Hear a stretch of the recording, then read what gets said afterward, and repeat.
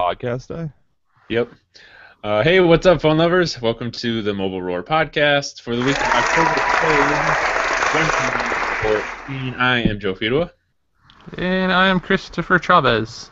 And I am Kevin Krause. Welcome back, Kev. Yeah, great to be here on this lovely ALDS. Oh boy, rivals sitting across here. Right, my Orioles are taking on Joe's Tigers tonight in the American League Division Series in baseball. For those of you that follow or don't follow, it's a big day. Oh shoot! Yes. All right. Was I accurate in saying you were at the dentist last week? By the way. Yes. Okay. Cool. So you shiny new teeth for us. We're all good here. Yeah, all right. Nothing major. But for some reason, I've got this allergy attack going on today, so a little bit sniffly. That's the second time I said shiny new teeth. You actually don't get new teeth at the dentist, just in case anyone was wondering about that. Well, sometimes you do. Depends. That is true. Yeah. File all right. down. So I guess we'll start things off with the hot phone right now that's getting leaked left and right, and that is the Nexus 6, of course. This is the Nexus 6 leaks. More on that later. So yeah, I guess specs. We saw some renders of it this week. What did we all see this week, Chris? Let me see. There's been a lot of renders. A wooden version of the phone. They whittled a wooden version of the Nexus 6, which was kind of interesting. But basically, it's caught fire. It's like everyone has got this frenzy right now. It's like Nexus 6 watch 2014 has officially begun. But mainly it's just people that have seen the device, and there wasn't really too many pictures of it this is some guy took it in his basement or anything. But recently we did actually get to see a possible shot of it from in a subway or somewhere on some type of public transit. Someone took a picture over there in Motorola. In a case too. Yeah, and they had these big, thick cases over it. I guess they kind of have to whenever they go out, but I don't know. It's just interesting.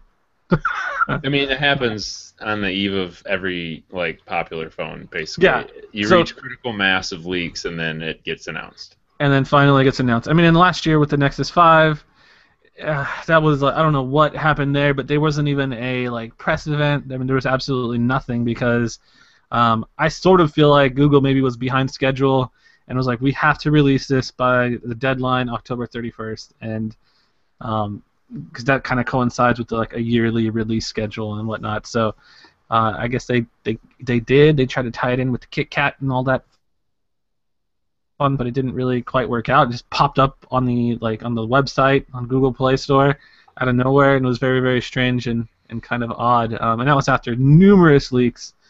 And the same is kind of happening with this new Motorola Nexus. And I guess there's kind of two big questions about the device.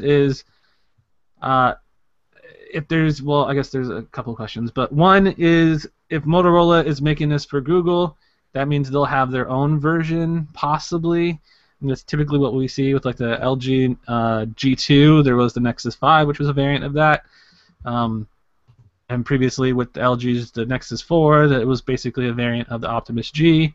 So with this Motorola one, people are saying there could be a Motorola S, which will be this huge, gigantic phablet, and then the Nexus version will be the, I don't know. It's weird because people are saying it looks exactly like the Moto X, and usually they do change the body style a little bit to make it look like a completely different device. So a lot of questions still about what the heck is going on with this phone. I feel like.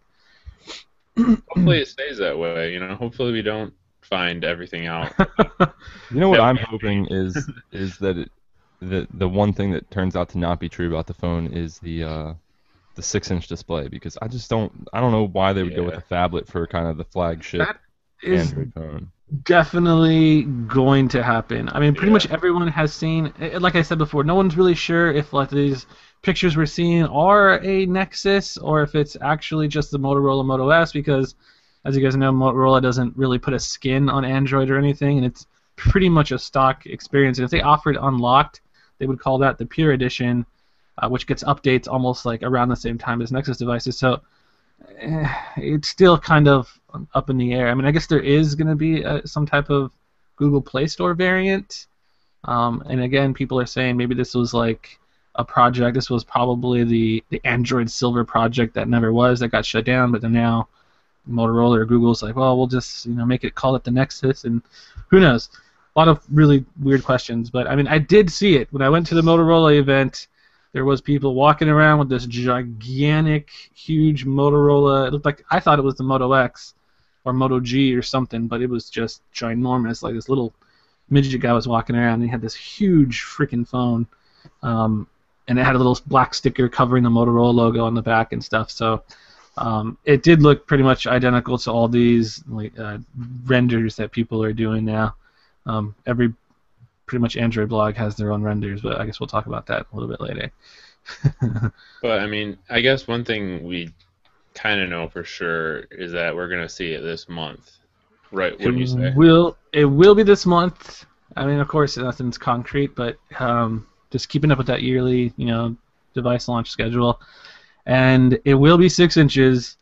The big question is whether or not they're going to have a Nexus 5 2014 edition or something. I think they need to update. I mean, I don't know. I guess Google never really designed the Nexus line saying like we're trying to hit the mass consumer market. They've always kind of been like, well, this is our developer device and we'll sell it on top of that, but really it's designed as sort of like a flagship benchmark developer device. So, but which makes sense for them to have a bigger version because so many other phones that use those large screen sizes, so you'd want your developers out there to be able to design for the larger form factor. But yeah, for sure.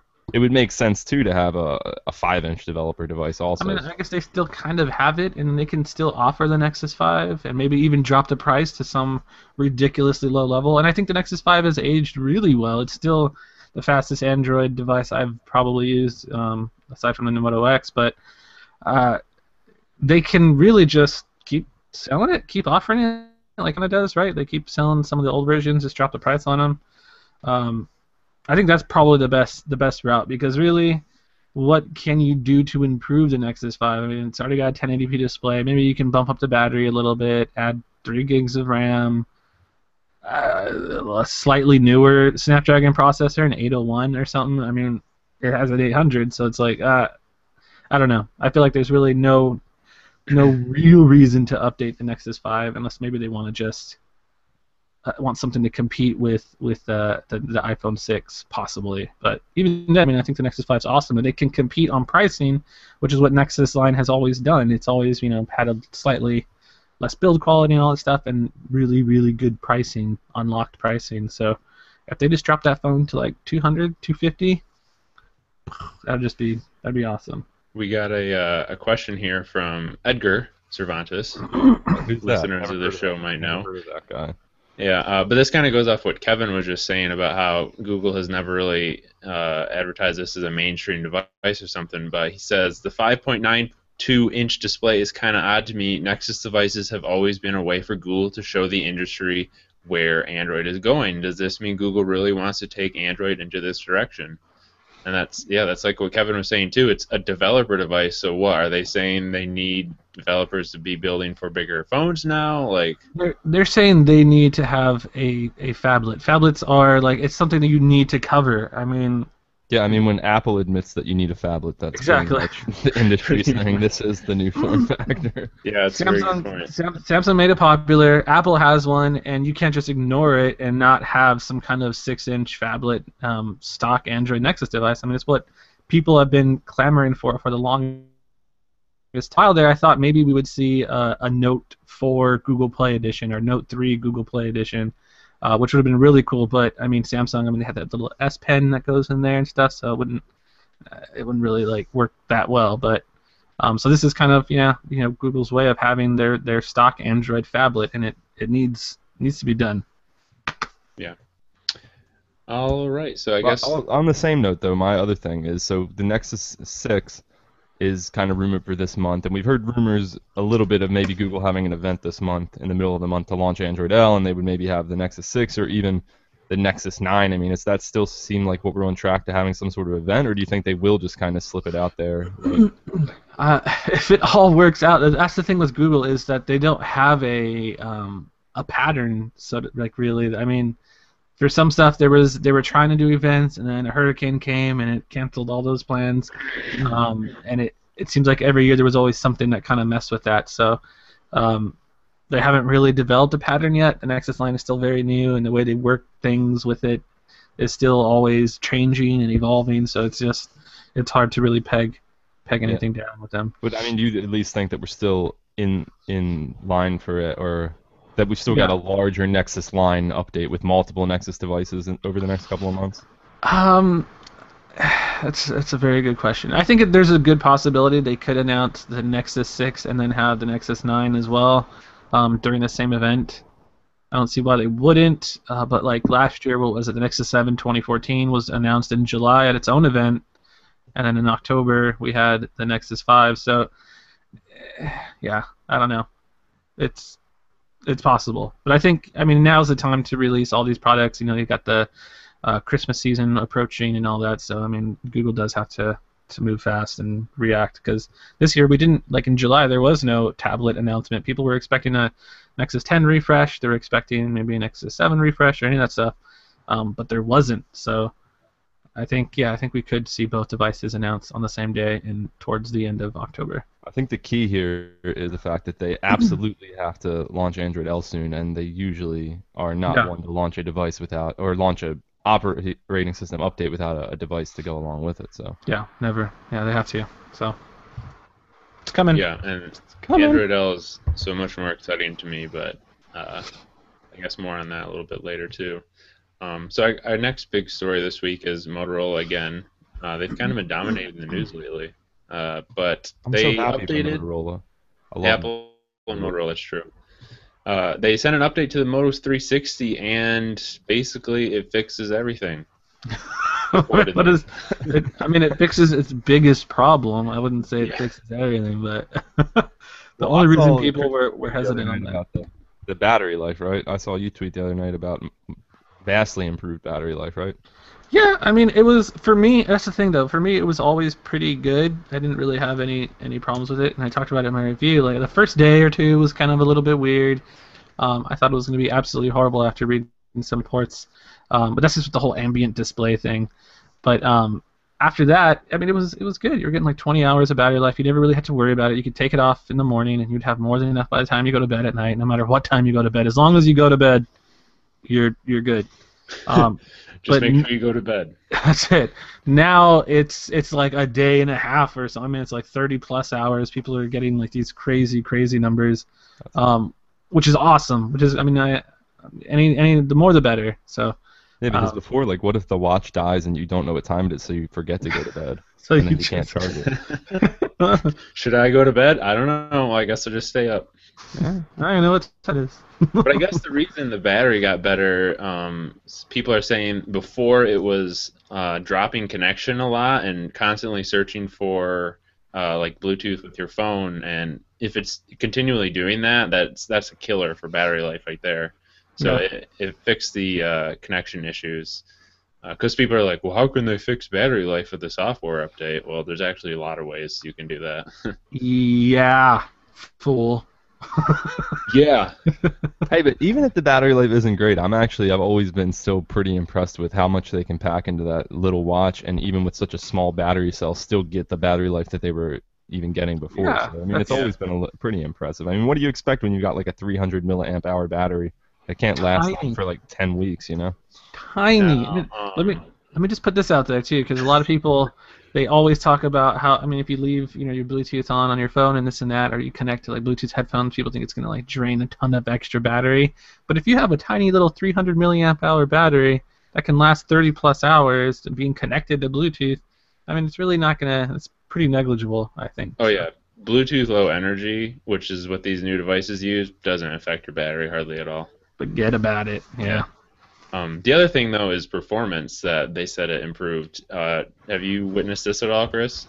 Well, okay, out of nowhere, I was getting a lot of, what was it? Force closes. I mean, I kind of explained it before in the podcast, too. Just this was after my review. Like, I don't know if it was a coincidence or what, but right after my review, I was getting all these freaking Android Wear crashes. Android Wear is not responding. Do you want to force close? I'm like, oh, gosh, yes. And it was almost daily something like that would happen, but Yeah, now it seems like everything's kind of like smoother. I wouldn't say it's the Optima or the LG G Watch smooth, but it's definitely like things. I'm not getting all the lag. I'm not getting all this like judderiness. It seems to be doing pretty well for that TI OMAP. I mean, I should go back and update my review. As a matter of fact, this is kind of Yeah. Night and day.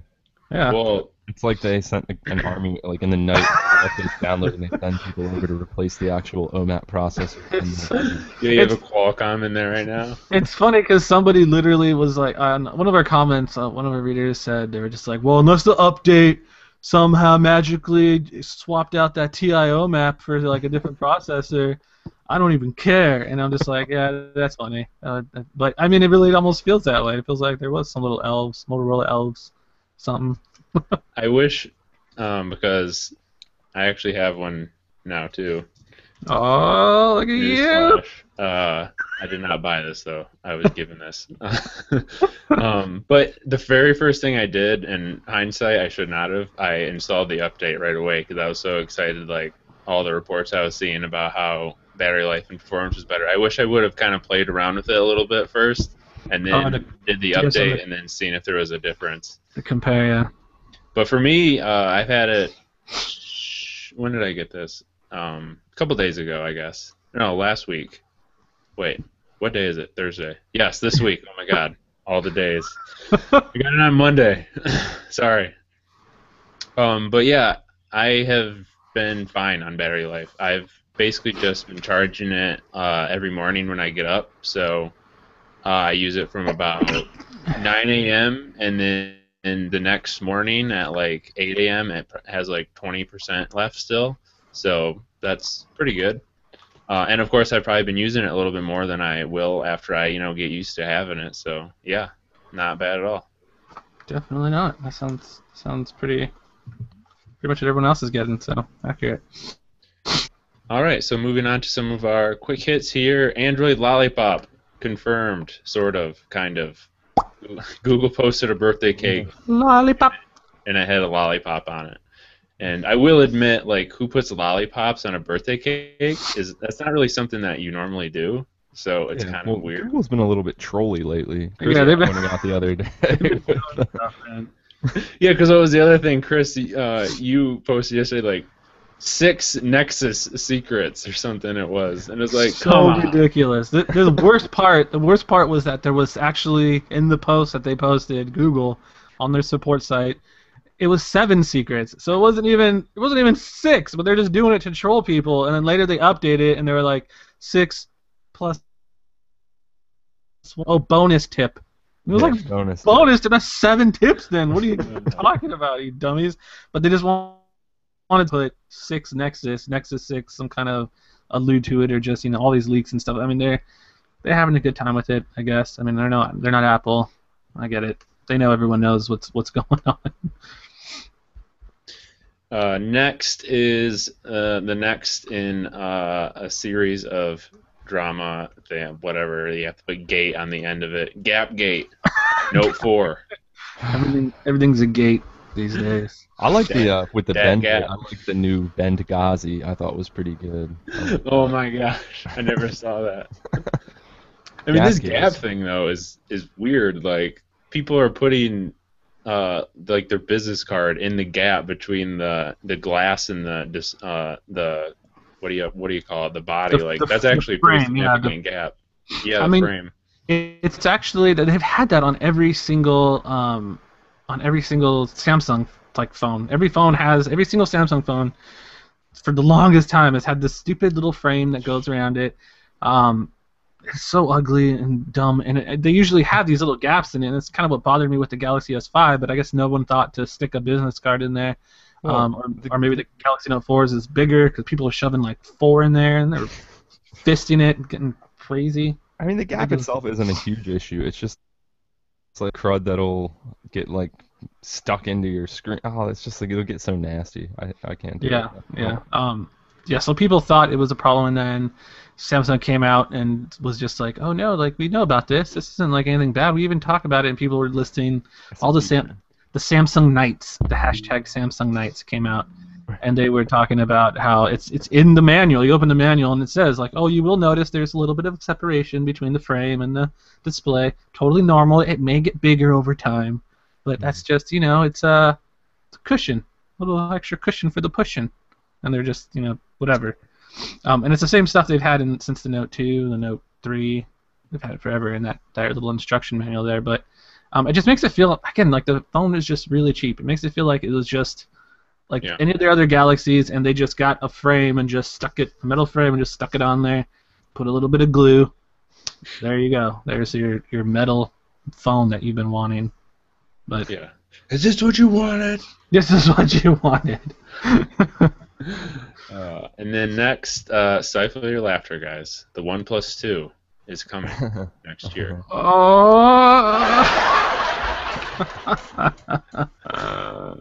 I mean, what are they gonna learn? Okay, that's what's gonna be interesting. Is how are they gonna play this? Yeah, how they're gonna approach this entire thing. I mean, I know exactly what they're gonna do. They're gonna launch the OnePlus 2, and what's gonna happen is everybody that wanted a OnePlus 1, the 2 is just gonna be getting the 1. No one ever got it, so they'll just release it a second time. Yeah, here it is. Like this is the actual release of our phone. That was a beta. The OnePlus 1 was like beta 1. The beta test is over. I mean, they're a new company, guys. Okay, they thought guys, be nice. They thought they could take on the big boys. They could run with the big dogs, but it's just there's a lot more to it. What's their catchy hashtag going to be for the OnePlus 2? That's what I want to know. Settle slightly, maybe. Be nice to us. Be nice. Hashtag be nice. Yeah. Quietly terrible. Quietly terrible. I wish they would be quietly terrible. They're terrible in the loudest way possible. Yeah, that's just. I feel bad. All right, so last week we talked about huge bugs in iOS 8.01, and they have since fixed those. Kevin, you weren't here last week. Did you download that update though? I never received it. I don't know if they pushed it to the 5S and the 5 yet. Oh, right. I think it was just pushed to the 6 and 6 Plus, so I don't think I got it. I actually checked just today if they ever pushed it because I was trying to use some new apps that had iOS 8 features, but you need 8.0.1 for it. But with all the problems with that, I'll just wait for them to get it sorted out. Yeah, apparently 8.0.2 fixes a lot of those bugs, so about time because that was a real disaster. Not the smoothest product and software launch that Apple's ever had. No, not at all, which is very shocking. But if Steve Jobs were here, that would never happen. People would lose their jobs. Next up, LG is working on a WebOS smartwatch. WebOS, the operating system that just won't go away. Hey, it kind of would work for a watch, wouldn't it? Kind of. Like I mean, I guess. The thing is, it's a very good OS. I like it as a mobile OS. WebOS is freaking awesome, and LG was working on it for their TVs, I think. Which looked awesome, by the way. Wait, does LG, like I know HP owned it at some point, is LG like now the person in possession of WebOS? Yeah. I want WebOS just die. Because they, what was it, like at CES maybe? They had a WebOS TV, and it all was their TVs, really awesome. They completely ignored the whole Android TV, Google TV thing. They completely dropped it, and they were showing off all their brand new TVs, and everything was using WebOS, which was really, really interesting. But I mean, I guess now you can port it to like a little tiny display or something. I mean, to be fair, WebOS is in many ways perfectly suited for that watch form factor. It's kind of used you got card little cards. Like. I mean, we have cards now on Android where we just swipe up and down, like theirs just go across, and yeah, it could work out pretty well. It would be really interesting to see on a watch. Pretty cool. Okay, so my app pick last week was Flipboard for Windows Phone, but like right after the podcast ended, apparently that they released it to the store too soon and it got pulled. But now it's actually there. It's available. It has been for most of today, so it's fine. It's working. Go get it. Sorry if I upset anyone last week. And they're like, "Oh, I'm gonna go get it," and then they're like, "Hey, Joe told me this was here." And do they have a Windows 10 version yet? Oh gosh, Windows 10. What happened to Windows 9, man? Yeah, I mean, I've been you sleeping. don't. I mean, in the past they've had numbers, but it's been a year when like they didn't match up because they went from 95 to 98. So like, okay, that makes sense why you skip numbers. But when you just are giving it version numbers like 8, 7, whatever, and then you go from 8 to 9, or excuse me, 8 to 10, it's kind of weird. I guess 8.1 was 9. I don't know. There's so many different things I've read about it. It's not Yeah. worth going into right now. I think they just wanted it to sound more grandiose or whatever because it's like 10, you know. Yeah, I Because think it they're is trying a to get really like big. I think they're going for like an OS 10 type of thing because they want to just everything from now on is going to be an update to 10. It's I not going to be mean, like a the new version. Roman numeral for 10 is X. So in a way, it's kind of like Windows X, OS X. I don't know. Think about it a little bit. Anyway, Sony. I'm so excited for this. They're having an event in the U.S. on my birthday, actually, October 9th. Wait, why are you excited for it? Why wouldn't I be? I want the Sony Xperia Z3. Oh, really? That's your next? Is this your I mean, next? it might be my next. I'm really excited for it. We should make a website called "This Might Be My Next." That would be so me. It really would be because I get so excited about things, but I never follow through. Chris, you are the version of me that follows through on buying things that you get excited for. I mean, you could live vicariously through me. Exactly. I just throw caution to the wind, my paycheck to the wind, sacrifice it to the Android gods every month. But yeah, they're having an event, and I guess everyone assumes that it's going to be announcing availability for U.S. carriers for their new Z3, Z3 Compact, and the tablets and stuff, which I think is a pretty safe bet that that's probably what it's going to be about, which is cool. Yeah, I'm excited, man. I've always liked Sony's devices. I feel like Sony's one of those companies that I've been pulling for a while. And if you go back as far back as I've been following that, you have the initial Sony Xperia debacle where they were just terrible at updating their phones. They did a really good job about making their update process transparent. They got really good about making their software more streamlined, and their devices always have quality. It always surprises me to see how little impact they have in the smartphone game, considering the fact that I bet anyone who's listening to this podcast probably has at least one Sony product in their house, and Sony's just such a big name. So it's always surprised me that they can't really get things picked up with their smartphone. And their tablets and smartphones are really nice. So man, I used to have this coolest Sony CD player. It was like the mini disc. CDs. Do you remember the mini disc? It was awesome.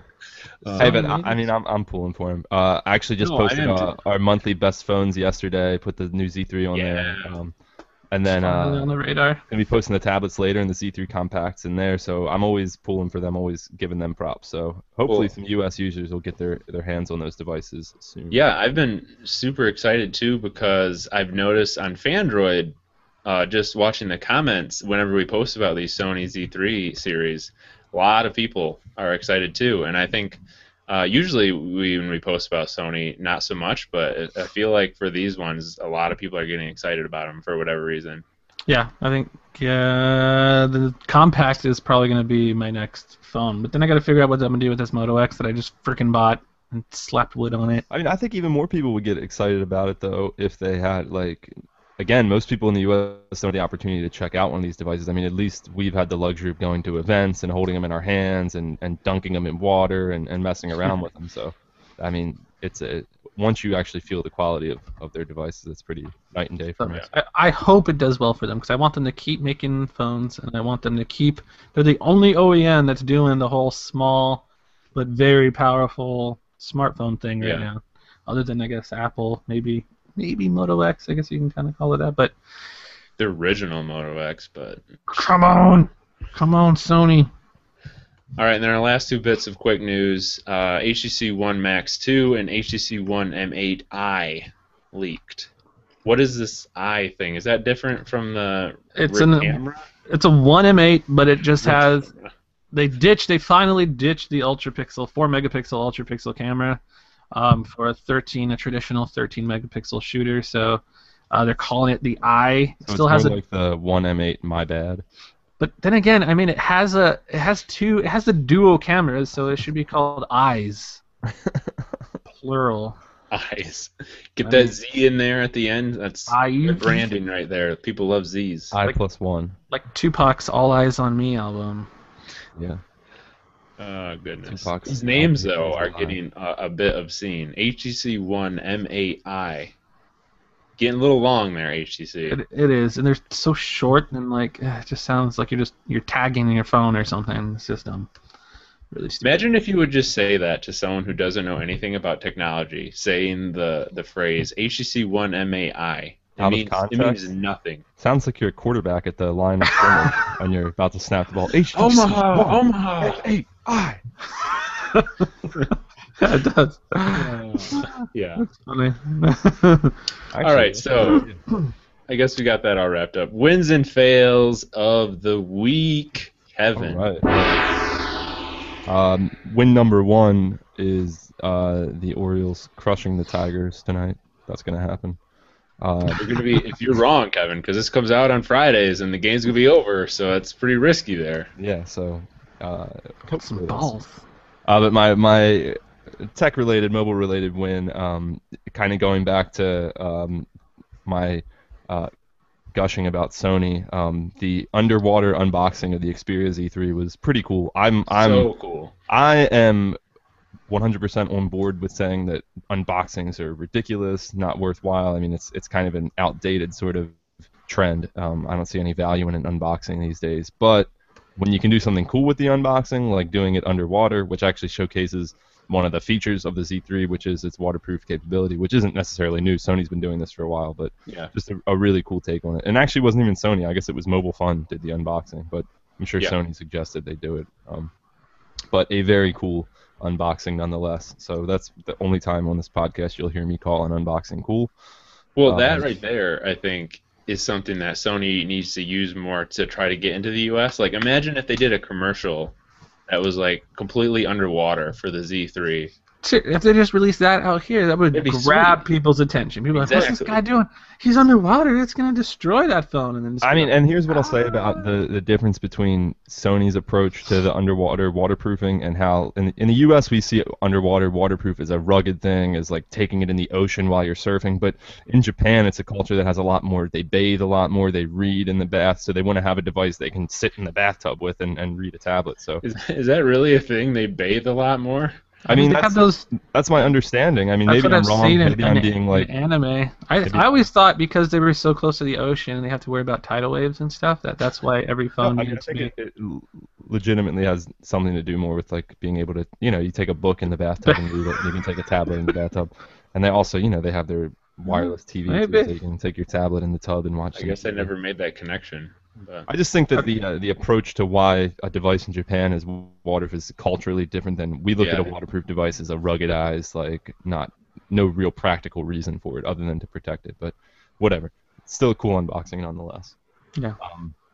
My fail, I'll say this with the pretense that I don't think that preventing date rape is a fail because then that's bad. But the Good to Go app that was announced, it just seems like such a goofy idea and a ridiculous solution to a serious problem, but it's who really. So this app, if you haven't heard of Good to Go, Giggity, is you basically hand this phone to someone that you want to hook up with, and they have to answer some questions that say, yes, I want to do this, I'm sober or I'm drunk. They have to give their phone number and some other information. Ridiculous. It's like in the heat of the moment, you say, well, here's my phone just to make sure that we're good to go, Very silly. I mean, it's something that doesn't kill the mood at all. You could just, talk about this as a human being, Are you okay with this? So, are you good to go? You just say it. You just actually say it. That's a good point, though, because if you're of the mindset that you can actually hand someone your phone to do all this, then you're probably at the mindset where you can just be responsible and talk about it. Yeah. I mean, and there's that option, Joe. Okay, there's the option to I'm good to go. We can engage in cunnilingus. That's what you want to hear in the moment. We need to talk. But I would like to see more options. I would like to see forget it. Never mind. I like the idea of what it's drawing attention to about taking a step back in these sorts of situations. Yeah. Again, its heart's in the right place, but I think there's certain things that we should keep technology out of, and I think this is one where it's not helping much.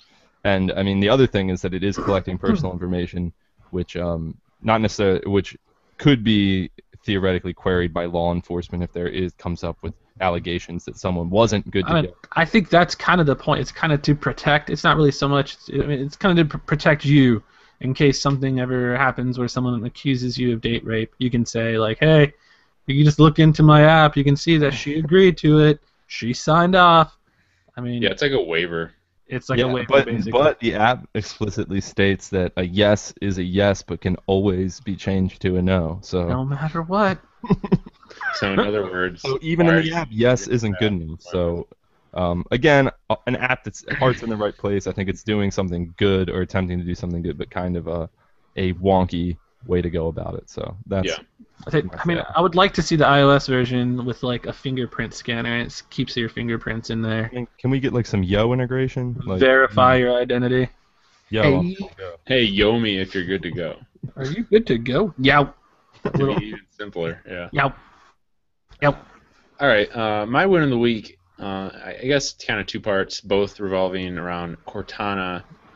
So we mentioned Windows 10 earlier, and one of the things, actually don't remember if they talked about this in their event or if it was just discovered afterwards, but Cortana is going to be available in Windows 10, which is really cool that she'll be on the desktop because Cortana is actually really, really nice. I would say somewhere between Google Now and Siri in terms of functionality. Better than Siri, but close to, but just a little bit off from Google Now.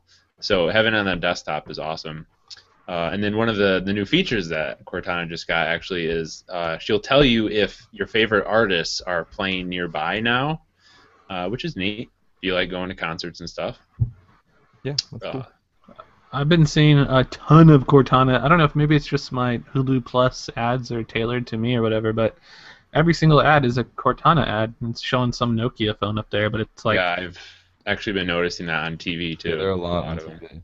Yeah, Actually, it seems like every commercial break it's either Cortana bashing Apple, Samsung bashing Apple. There's so much anti-Apple on TV right now. Everyone, I mean, it's... Tim Cook just watches TV openly weeping.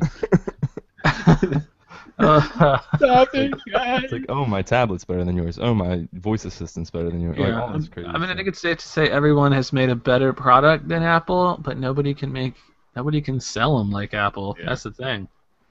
Well, the thing with Microsoft advertising is they hit the sports hard. Like NFL, if you're watching an NFL game, you'll see so many Microsoft ads, and you'll see so much product placement, like during the game even. So yeah. Yeah, they use Surface 2 tablets on the sidelines now. Yeah, did you? Surface 3s actually, I think. Yeah. I don't know if we talked about this, but did you guys ever hear about like the first week that they had the Surface 2 or Surface 3s in there, someone called it an iPad, like one of the sports jock dudes. Oh gosh. Yeah. So then now, some pretty snazzy iPads you got there. So now, if you watch, they actually have cases on that say Surface on the back. Really? So the TV, you can see that as a Surface. No, dude. Pretty funny. All right, my fail of the week is going to be Adam Sandler is coming to Netflix. And I don't mean all of his new old movies are going to be available to watch on Netflix. I mean he's making 4 new movies. What? Exclusively for Netflix. I thought this was just like all his Happy Gilmore productions. Nope. See, okay, I don't know how you guys feel about it. Is he starring in the movies or his production company? He's always starring in his movies. Of course he's starring. No, because one of my favorite movies, and it's underrated, Grandma's Boy, is a Adam Sandler production, but he's not in that movie at all. Yeah, I mean, well, no, it has his producer, the main guy in Grandma's Boy. That's the Happy Gilmore Productions, like the producer dude, like the main dude. It's got Happy Madison, his production company. There you go, whatever, Madison. Billy Gilmore.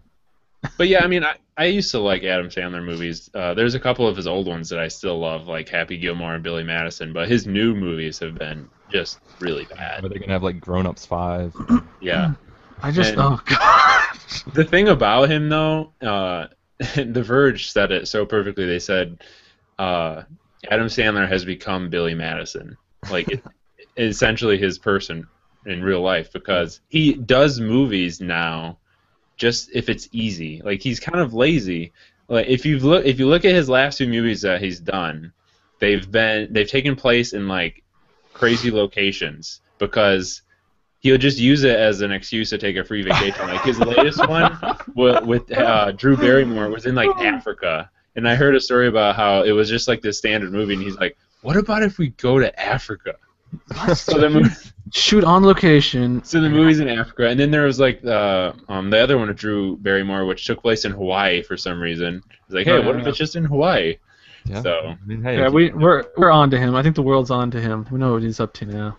I'm not exactly confident these movies are gonna be good, but we'll see. every week I'm putting together the Android deals post for Fandroid, and every week Google Play has like Grown Ups or some other crappy Adam Sandler movie for sale. And just to spare everybody, I don't mention those deals. I just Ever. Remember, I never saw it, but Jack and Jill, where he played his sister, but he acted the part. Oh yeah. I heard that saw that movie one. is Was it so bad, like horrible. I gotta watch him. I mean, like, the thing is like, whenever anyone mentions Adam Sandler, like, I can, in my head, I think I hate him, like, he's so annoying. But when I go back and I, watch these movies, I always laugh a couple of times. Like, they just, he's earned the right to do it. Yeah. And, he's just evolved to be like, instead of like, college younger person humor, it's like dad jokes now. So I mean, he's earned that right. Yeah, I mean, he's coming to that point in his life. He's that old now. Dad Jokes, the movie starring Adam Sandler. Dad Jokes, the movie. All right, Chris, what do you got for us? Oh, shoot. Let's see. Win for the week is going to be the wooden Nexus 6 that leaked. I don't know if you guys saw it, but this is the wooden Nexus 6. Someone took the Nexus 6 mock-up that Android Police did, and they printed it out. Actually, they plugged in the measurements and stuff, or the DPI and the resolution into this online database thing that will give you the measurements of an actual display. Then they took that, they blew it up perfectly, they printed it out, so they had this like actual full-size or real-life to-scale printout. And then they put that on a piece of wood, and they carved out the wood and made it roughly around 9 millimeters thin, because that's kind of how thin phones are nowadays. All the stuff, and he had a wooden Nexus 6, and then he compared it to the Nexus 4 to the Nexus 7 to give you like a real world representation, a good feel for how big it's going to be. And it's just like, I couldn't believe that this happened. Well, the funny thing is, people think that this guy just carved this, but the reality is that it's Moto's next level of the wood back. Yeah, it's the entirely wood phone. That's the Nexus 6. It's like they've taken wood to the next level. It's like. I mean, I would love if in the future you could just print out a 3D model of a phone to get to know how it's going to be, because I always use, I think it's Phone Arena, they have a site where you can just look up any phone and they have the actual size of it, and you type in like your monitor display size, and then it adjusts, and you can see how big it is in real life. Yeah. I think it's super handy to be able to do that. Even then, yeah, like even if you were to print it out on a piece of paper and you're kind of like, well, it's not too bad, but I mean, when you account for thickness and it's a lot better to have an actual physical something with some thickness to it, and that's why the guy did it. And you said it didn't take very long, because a lot of jokes about how this guy has so much free time on his hands and stuff, but it was cool nonetheless. So yeah, I guess I'll put that as a win. My fail is gonna be, and this is so friggin' frustrating. And that's not to knock any of these other sites. I mean, usually they have some pretty good content, but it just seems like everybody, this Nexus 6. I'll say this: at the Android barbecue, there was Googlers walking around with the Nexus 6, so a lot of the Android sites and a lot of these fans and stuff that were there, they got to see the Nexus 6 firsthand. So pretty much everyone has seen it, and no one was allowed to take pictures. So when they got back, everyone's like, well, we need to somehow post this. This is exclusive information. I mean, I myself have seen the phone, but so all these sites are saying they're making up these mock-ups, these renders that they have created in-house. This is their stuff. But every single time they post about it, they say, this is the Nexus 6. And it's like, it makes you think, and even the readers, like, you look in the comments, everyone's getting so pissed off. So they're like, that's not the Nexus 6. That's a render that you created. Like, if you say this is something, it better be a photograph of that something, or it better be an official render or something like that. But when you have these, just in-house renders that you've created, that's not that. It's like it's frustrating. It's frustrating, and someone made a really good comparison. It's like saying this is Emma Watson naked, and if everyone jumps on there, you better have a photograph of Emma Watson naked. You can't just have someone that you drew, little stick girl. Like, oh, that's what she, she's got 2 boobs. She got 2 boobies. And it's her naked. I mean, it's frustrating. It's really, really frustrating. And every single time, I mean, I get coaxed into it too. So I'm like, everyone's got this like raging hard-on for Nexus 6 right now. So when you see that online, this is the Nexus 6, you're gonna click it, and that's the whole point. They know it, and it's annoying and frustrating, and it needs to stop. That's all. It's my fail for the week. I agree. Wow. Good This one. is Chris Chavez angry. Oh man. I like it. All right, so let's move on to our app picks. Okay. I this week have selected as my application pick an app called Ping. It's by the guys that brought us Secret, everybody's favorite secret app that died out in like a week, so nobody uses that anymore. Ping is kind of ruined it. Ping, what it does is it's sort of a if you've seen how they have actually going back to Yo, how they've updated it now that you can subscribe to certain feeds that aren't your friends yoing you, but you can subscribe to BuzzFeed. Will send you a Yo whenever they post an article or whatever. There's just Yo feeds that you can just subscribe to. So Ping is similar to that. You open up Ping, and it offers you a list of different feeds you can subscribe to, whether that be tweets or weather or whatever, certain things. And basically it'll just send you, the whole app's purpose is to send you push notifications whenever there is a notification related to one of the Ping streams that you're following. So not sure if it'll really catch on, but it's another take on this sort of hyper simple application that does something that's so basic you kind of wonder, why do I need an app for this? But then they obviously have some kind of bigger plan for it. But it's from the guys that made Secret, so it's got a little bit of steam behind it. Pretty cool. It's only out for iOS right now, but we'll see if it makes its way to Android. It's weird. I'm still trying to figure out how to use it, and it doesn't seem to be updating. I don't know what to tap or press, and it's got this little bubble. That's always a good feature. I don't know what to do. That's the whole point of it, is that it's like there's no buttons. It's got this little dot in the corner that you have to like drag. And it's weird. I haven't gotten it to work, but I'm apparently following different feeds, and it's telling me it's going to notify me of stuff, but it never does. That actually reminds me, this wasn't going to be my app pick, but I guess I'll just throw it in here. Pushbullet got an update this week, and they have channels now, so you can get notified of things. I guess before, like for example, if you wanted to get a Pushbullet notification every time we posted an article on Fandroid, you could use if this and that and set up a recipe for that. But now they have these things called channels, and people can make a channel, so you basically can do that, but take out if this and that, just do it all right in Pushbullet. You make a Pushbullet channel, and then whenever something happens, so I made one.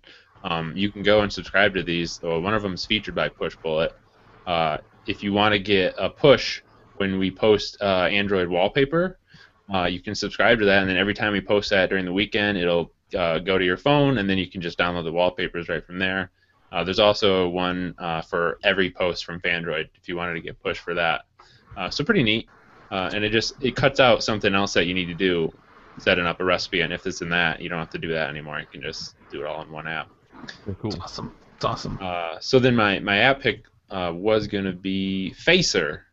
Like I mentioned, I have the Moto 360 now, so I've been messing around with it. And Facer is a really cool app for making custom watch faces. I made one already. I don't know if you guys can see it. Probably not very well. Yeah, it's really blurry. Wait, is that a cat? Yeah, it was a Detroit Tiger. Oh yeah, I saw like the hand posted of moves that. for the watch. But yeah, it's really fun. You can literally make anything you want with it. It's really customizable. You could do a digital, you can do analog. How does that work? How does it work? Do you like just select the parts of the image to move? Or? Yeah, it uses an app on your phone, and you there's different images like the background, which will have like the numbers on an analog watch, and then you can choose like the hour hand, minute hand, or if you're doing a digital, you like put in a formula. It'll ask you, okay, what do you want here? You say minutes, and then what do you want here? Oh, okay, hours, and you could put it wherever you want. It's once you get the hang of it, it's pretty easy. There's a little learning curve when you're figuring it out, but after that, it's pretty cool. And it costs $1, but I mean, it's $1, whatever. Yeah, it seems like it does a lot when you could pay $1 for just one custom watch Right. face, or you could pay $1 and have. And the thing is, there was at first there was an app called Wear Faces that kind of did this, but a lot less customizability, and it was like blurry on your watch. The resolution wasn't great, but this one is like much better. So yeah, Facer. I saw somebody, and I guess maybe it was. I don't think it was Facer. I think it was the other one that you just mentioned. But they put some cool lightsabers and like had this cool like Star Wars background. I was like, it looks so awesome. It's cool. I'm gonna try it. See if I can get it to show up better this time. Do you still get your notifications with that, like on the bottom little cards that pop up? Yeah. It works just the same. Yeah, it's really blurry. Yeah, it works absolutely the same, and you can even set the what you want to be visible when the display is dimmed. So yeah. Oh, so you can have like something different. Right. If you just wanted like a digital readout of what the time was when. Yeah. Instead of having your whole crazy design, you could do that. That's awesome. That's cool. Very cool. All right, Chris, what do you have? So my app pick for the week is going to be the Google Play Newsstand. Is that really what I picked? Yeah, I guess that's what I picked. I mean, usually I have a bunch of apps. I could actually list a new app that came out. Oh, you know what? I'll do this one instead because it's kind of funny. And it's coming to Android soon, so don't get mad that it's not out quite yet. But it's an app called Cuddler. Cuddler. And it's just so ridiculous. So it's kind of like those apps like RUDTF type deal, like where you open the app, you sign up for an account, and the whole purpose of the app is that it's all like Tinder, I guess. You look at people's profiles. I mean, there's really not even a profile, it's just a picture, and you press on them, and it sends them a notification that you would like to meet up and cuddle. And the whole app, there's no sex, like it specifically forbids sex. You can't do anything, you can't do whatever. This is just for cuddling. People that love to cuddle. And it's just the weirdest thing ever. Currently, there's only probably like 12 or 15 people on there. Majority are dudes. You're gonna be sifting through a lot of dudes wanting to cuddle. Not even gonna lie. Not that there's anything wrong with that. Dude, I think I know this guy, Luis, actually. Yeah, not that there's anything wrong with that, but there's a couple of babes on here, and I mean, I'm pinging them every day, but nobody ever wants to cuddle, and it's just, it's really weird. And I guess the point is that when you ping someone, they have to be available to cuddle right there and then. So you only have an hour to respond, and it'll give you their location so that you can meet up, just start cuddling the shiznit out of each other. Oh my gosh. This is the future. It's coming to Android very, very shortly, so yeah, don't feel too left out, guys. It's awesome. I see a new app opportunity here to create because of this. You can make good to cuddle. Good to cuddle. Yeah, just go. Oh, that's cool. That's a little tiger. Yeah, so I got my watch face up on the screen share here, so you can see. That does look cool. It's like those Mickey Mouse ones, but it's exactly. Yes. Oh you my get it. gosh. You get it. Dude, I'm totally. Oh my gosh, I know what I'm gonna be doing after work. Making Adventure Time watch faces and stuff. And that's the other thing I should mention too is you can download ones that other people have made. So if other people are more creative than you, go ahead and download theirs. That is too cool. Too cool. All right, I guess that wrap things up here. Unless you guys have anything else you wanted to talk about. Go Tigers! Go Tigers! Go O's. Should put a friendly little wager on that, Joe. No, I don't do wagers. No, because I usually lose them. I mean, I'll make you a bet right here, and this one's not even that bad. If the Orioles win this series, which we should know by next Thursday, you'll have to use an Orioles icon in your lower third on the hangout. Oh, all right, I can go for that. I'll put the Tigers. Yeah. All right, I like it. That's good. No one will care about it probably that watches this, but I don't know. Since we have a lot of huge sports fans in our viewership, if I'm wrong about that, please tweet at me because I like to follow fellow sports tech heads. All right, so I guess we'll wrap things up. You can send us an email, podcast@mobileroar.com, if you'd like to ask a question or make a suggestion, anything like that. You can subscribe to the audio version, which goes out on Fridays on Stitcher Radio, iTunes, and Windows Phone Store. If you listen to us there, leave a review. That helps us out. And also, you can follow us on Twitter. Chris is at GamerCore. Kevin is at You Don't Know Kev, and I am at Tall Schmo. We will see you guys next week. Later.